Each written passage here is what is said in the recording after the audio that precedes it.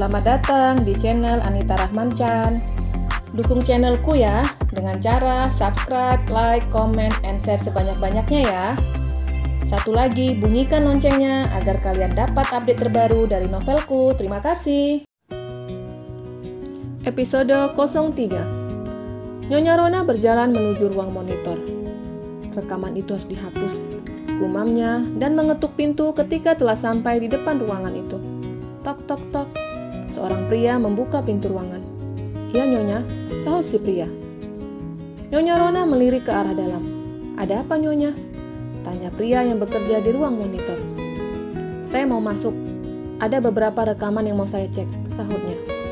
"Maaf, Nyonya, tidak ada siapapun yang diizinkan masuk ke dalam ruangan monitor selain Tuan Abian," jelas si pria. "Hei, saya itu majikan kamu, minggir!" Nyonya Rona mendorong badan pria itu, dan karena badannya yang besar, badan pria itu tidak berpindah sama sekali. "Maaf, Nyonya," ujar pria itu lagi dan segera masuk ke dalam ruang monitor. Nyonya Rona mencak-mencak dan memikirkan cara agar dapat masuk ke dalam ruang monitor. Muncul ide di benaknya. Wanita parubaya itu masuk ke dalam kamarnya dan membawa dompetnya.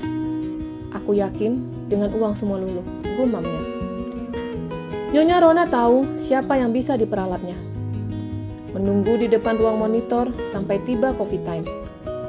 Pria yang tadi menghalanginya keluar dari ruang monitor. Nyonya Rona buru-buru mengetuk pintu. "Iya, Nyonya," sahut pria yang baru saja keluar dari ruang monitor. Wanita parubaya itu menyerahkan 1 juta ke tangan pria itu. "Nyonya, apa ini?" tanya pria itu bingung. "Ini untuk kamu, tapi hapus rekaman tadi malam," titahnya. "Rekaman?" tanyanya bingung. "Iya, rekaman saya mengejar Aneska dan rekaman Aneska jatuh. Jangan lupa, hapus juga rekaman sekarang," titahnya. "Tapi Nyonya," pria itu bingung. "Udah cepat, kapan lagi kamu dapat uang tip dari saya? Buruan, sebelum si Jono datang," titah Nyonya Rona. Pria itu masuk ke dalam dan segera menghapus rekaman seperti yang diperintahkan Nyonya Rona. Nyonya Rona senang tugasnya telah selesai. Tami menunggu seseorang di kafe yang berbeda dari sebelumnya. Tami mengakali dengan memakai pakaian berwarna putih. Padahal seharusnya dia memakai pakaian berwarna biru seperti janjinya ke pria yang bernama Jack. "Semoga pria itu tidak seperti yang kemarin," gumam Tami masih melihat ke arah pintu masuk. Hampir 15 menit dia menunggu. Tami, kenapa masih percaya dengan biro jodoh itu?" gerutu Tami merutuki kebodohannya. Pintu kafe terbuka dan Tami terpana karena pria yang baru saja masuk sama dengan yang ada di ponselnya. "Benar, itu dia," gumam Tami senang. Pria yang bernama Jack tidak lain adalah Dr. Arif. Dr. Arif alias Jack duduk di kursi, berpura-pura menunggu gadis di biro jodoh. "Sebaiknya aku ke sana." Tami mendatangi meja yang ada Jack alias Dr. Arif. "Permisi," sapa Tami. Jack alias Dr. Arif melirik ke gadis yang ada di samping mejanya. "Aku Tami, kita janjian bertemu di kafe," ujar Tami. Jack pura-pura menatap penampilan Tami. "Oh iya, aku sengaja memakai pakaian dengan warna berbeda karena kemarin ada kesalahan," jelasnya. Jack alias Dr. Arif membuka ponselnya dan berpura-pura melihat foto gadis yang akan ditemuinya. "Maafkan aku, silahkan duduk," ujar Jack. Tami duduk, tapi dia seperti tidak asing dengan suara pria yang ada di depannya. Jack memanggil pelayan. Pria itu menawarkan makanan untuk Tami, tapi gadis itu menolak. "Minum saja," sahut Tami. Akhirnya keduanya hanya memesan minum dan cemilan untuk menemani mereka ngobrol. "Nama kamu?" tanya Jack. "Tami, saya perawat di salah satu rumah sakit di kota ini. Kalau kamu?" tanya Tami balik. Aku..." Dr. Arif belum mempersiapkan jawabannya dari rumah. "Aku wirausaha," sahutnya gugup. "Oh ya?" sahut Tami senang. Gadis itu melihat dan perilaku Jack yang menurutnya tidak asing. "Kamu mengingatkanku dengan seseorang," ujar Tami jujur. Oh ya? Pasti kamu naksir dengan pria itu, tebak Jack. Hahaha, tidak. Tami tertawa dengan terpaksa, seraya menggaruk rambutnya. Kenapa aku bisa memikirkannya? Bergumam dalam hati. Tiba-tiba ponsel Dr. Arif berdering. Ada sebuah tulisan di layar ponselnya rumah sakit. Dan itu terbaca oleh Tami. Permisi, Jack keluar dari kafe. Menjawab panggilan itu sebagai Dr. Arif. Setelah menjawab panggilan itu, Dr. Arif masuk kembali ke kafe dan bertukar peran menjadi Jack. Maaf, tadi ada panggilan mendadak, ujar Jack. Siapa yang sakit? Tanya Tami. Oh, itu nenekku, sahut Dr. Arif gugup. Oh ya? Di rumah sakit mana dirawat? Tanya Tami. Dr. Arif mengarang dan menyebutkan nama rumah sakit yang berbeda dari tempat dia praktek. Tami menganggukkan kepalanya. Dia terus memperhatikan Jack, terutama cara duduk dan ponselnya yang sepertinya punya Dr. Arif. Kapan kita bisa bertemu lagi? Tanya Jack. Akan aku kabari, sahut Tami. Oh iya, berapa nomor ponsel kamu? Tanya Tami seraya memegang ponselnya. Dr. Arif bingung. Dia tidak mempersiapkan nomor cadangan.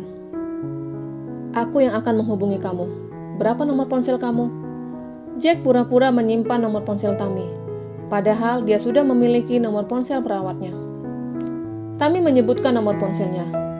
Setelah meminum minumannya, Tami pamit pulang. Saya harus segera pulang. Terima kasih atas pertemuannya, ujar Tami yang segera bergegas. Gadis itu segera keluar dan berdiri cukup jauh dari kafe agar dapat mencegat taksi. Tami bergegas ke pasar untuk mencari kebaya yang akan digunakannya nanti malam.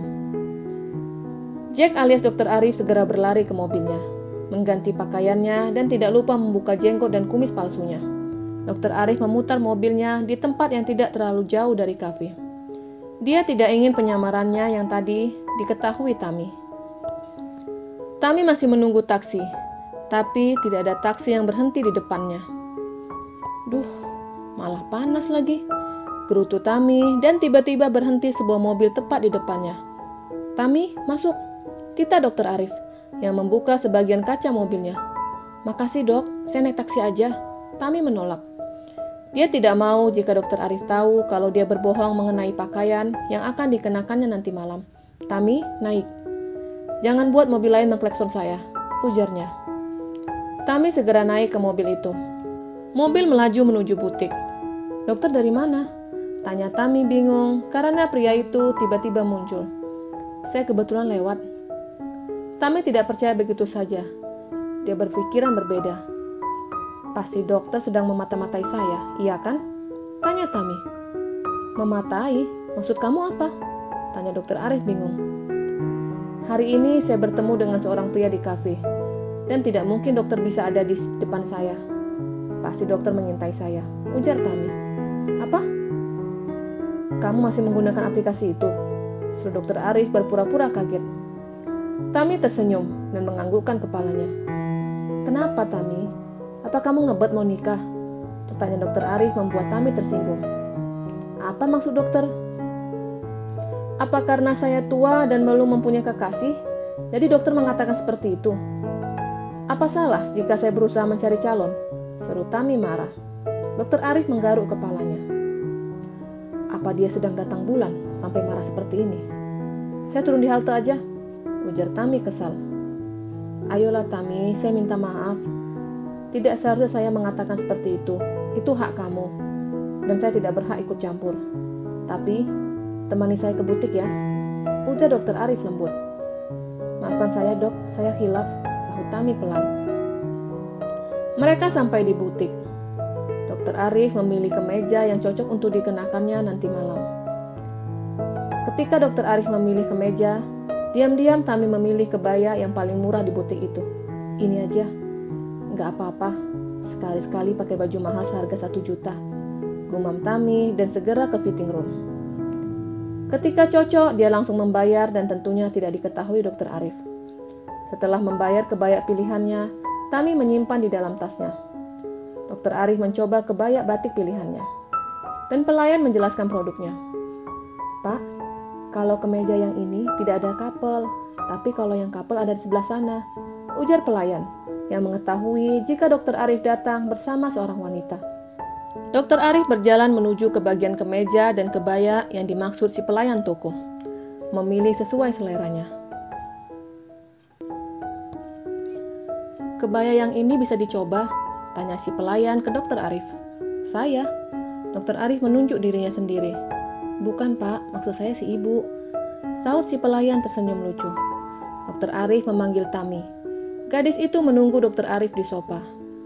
Ketika namanya dipanggil, dia segera menghampiri Dokter Arif.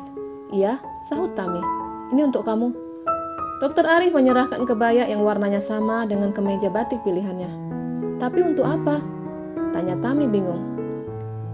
"Kemeja itu harus dibeli kapel, jadi ini untuk kamu," jelasnya. "Nggak usah dok," Tami menolak.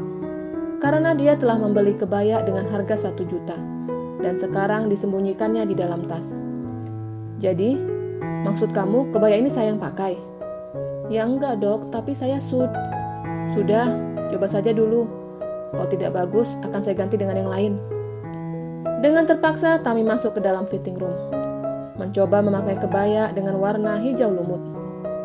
"Bagus sih," gumamnya ketika telah mengenakan kebaya itu seraya bercermin. "Jadi sia-sia dong kebaya yang kubeli," gerutunya. Setelah selesai, Tami keluar dan menyerahkan kebaya itu ke pelayan. "Bagaimana bu?" tanya pelayan. "Iya cocok, saya suka," sahut Tami. "Apa ada yang mau diperbaiki? Misalnya dikecilkan beberapa bagian?" tanya pelayan lagi. "Nggak ada, semuanya pas di badan saya." Pelayan membawa kebaya dan kemeja itu ke kasir. Dokter Arif membayar dengan menggunakan kartunya. "Ya ampun, 6 juta," gumam Tami seraya menelan salivanya. Harga yang sangat fantastis menurutnya. "Makasih dok," ujar Tami. "Sama-sama." "Mesti antar kemana?" tanya Dokter Arif. Tami bingung. Kebaya sudah punya, tapi dia tidak bisa merias dirinya untuk nanti malam. "Dok, bisa turunkan saya di dekat salon?" Tami melihat jam di tangannya. Menurutnya sudah pas jika dia berhias sekarang. "Saya punya langganan salon." Dokter Arif membawa Tami menuju salon langganannya. "Dok, di sini mahal," ujar Tami melihat salon yang sangat mewah. Dokter Arif hanya tersenyum dan terus melangkahkan kakinya masuk ke dalam salon. "Cowok perawatan, apa nggak salah?" gumam Tami bingung dan ikut masuk ke dalam salon. Bersambung.